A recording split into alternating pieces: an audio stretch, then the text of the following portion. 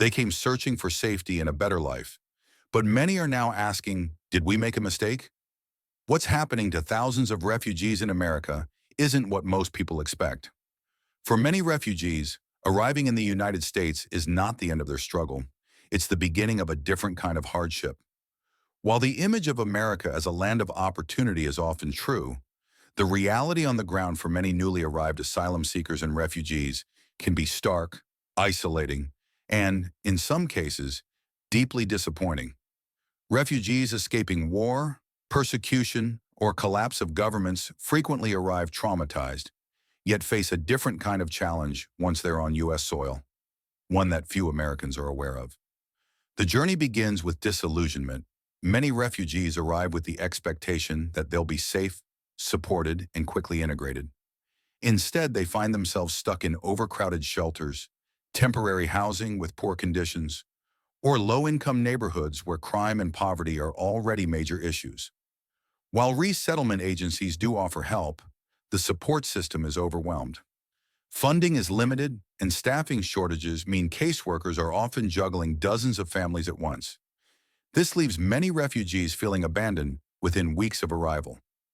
Language barriers only add to the crisis. English is often a second or third language, and access to free or affordable classes varies widely by state. In cities like Houston or Chicago, refugees might find some help, but in smaller towns or rural areas where they've been placed due to lower living costs, options are extremely limited. Without language skills, even simple tasks like going to the DMV, signing a lease, or talking to a doctor become major challenges. Refugees with higher education or professional backgrounds frequently end up taking minimum wage jobs they're overqualified for, unable to get their credentials recognized or navigate the licensing process. What makes this more painful is that many of these individuals had stable lives before conflict tore everything apart. Former doctors, engineers, teachers, and business owners are now working in warehouses, gas stations, or not working at all. The psychological toll of this downward mobility is massive.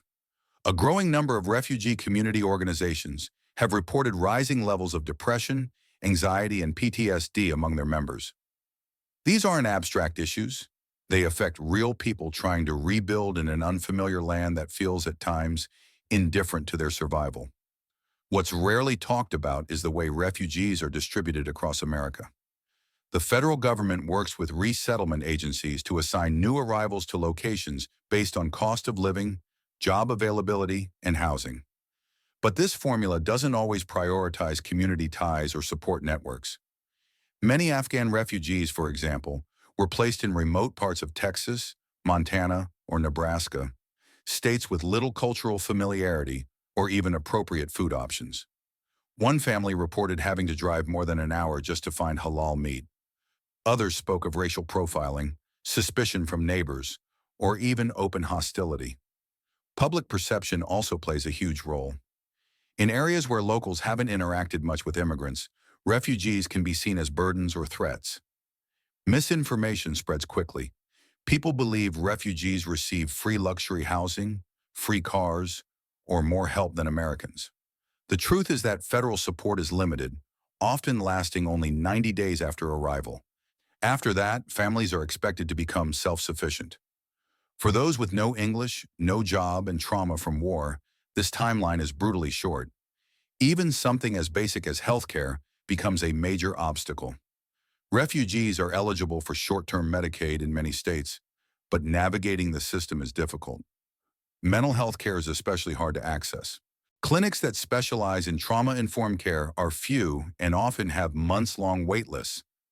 Interpreters aren't always available. For survivors of torture or sexual violence, this lack of immediate support can worsen conditions dramatically. Education, too, becomes a double-edged sword. While refugee children are entitled to public schooling, they often face bullying, culture shock, and gaps in prior education that make adjusting difficult. Parents struggle to communicate with teachers. Some schools don't have the resources to support children who've missed years of schooling due to war. This creates a gap not just in academics, but in a sense of belonging. Behind closed doors, many refugee families talk about feeling invisible. They're grateful to be safe from war, but they don't feel welcome. Some begin to compare their lives to what they left behind, and not always in America's favor. One Iraqi refugee, interviewed by a local NGO, said, "At least back home, I had dignity. Here, I'm just surviving." These aren't isolated comments. They echo through community meetings, WhatsApp groups, and faith gatherings across the country. Then there's the economic squeeze. Rent in most American cities is skyrocketing. Refugees often share small apartments with multiple families, crowding children and elderly into cramped spaces. Employment is precarious. Many jobs available to refugees don't offer benefits, stability, or room to grow. And because of their status, they're often afraid to complain or push back against unfair labor practices.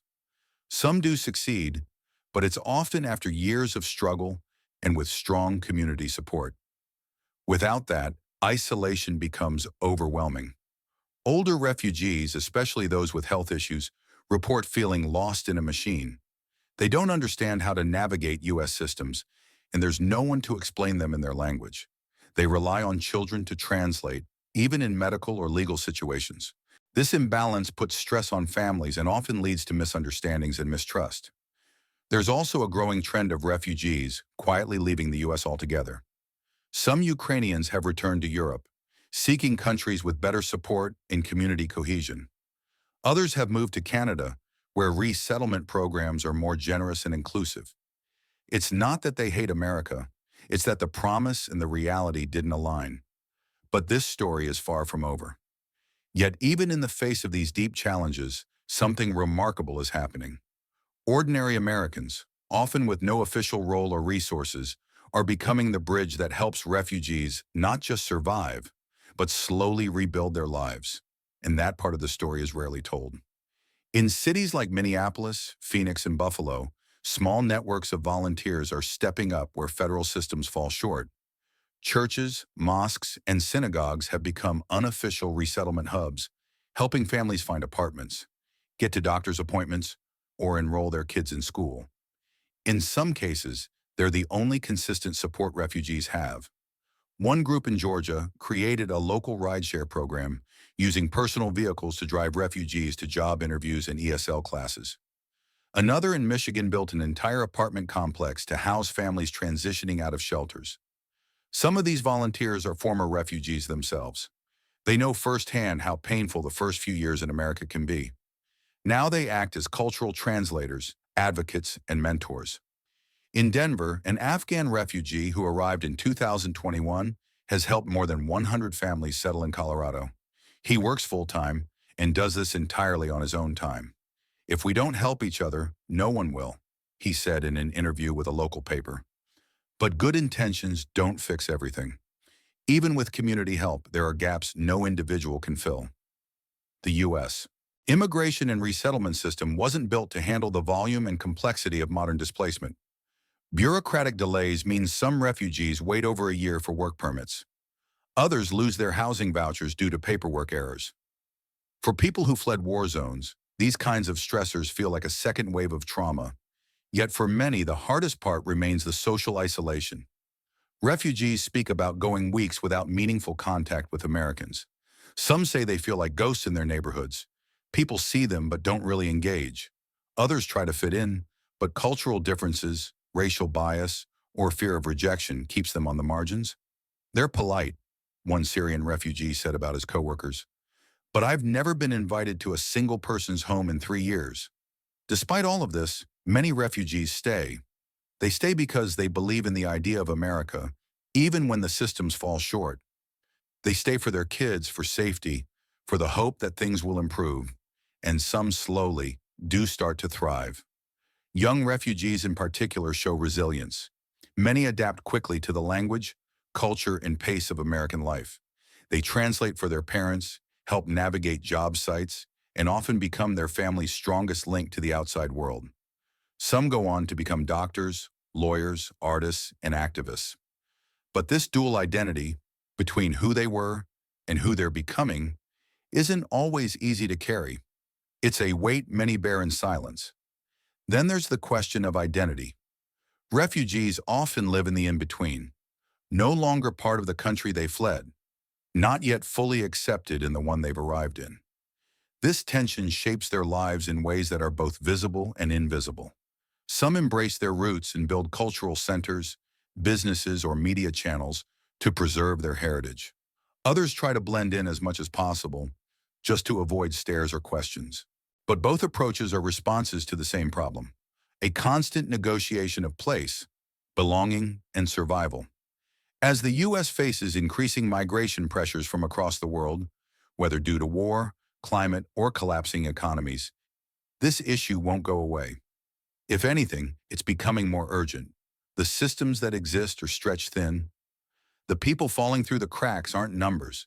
They're neighbors, co-workers, classmates. What America decides to do about this in the next 5 to 10 years could define not just refugee lives, but the country's moral compass.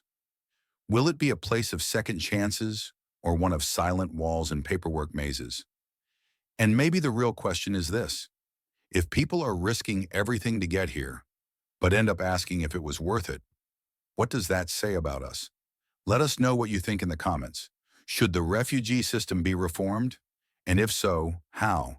And if you haven't already, make sure to subscribe so you don't miss the next deep dive into stories that matter.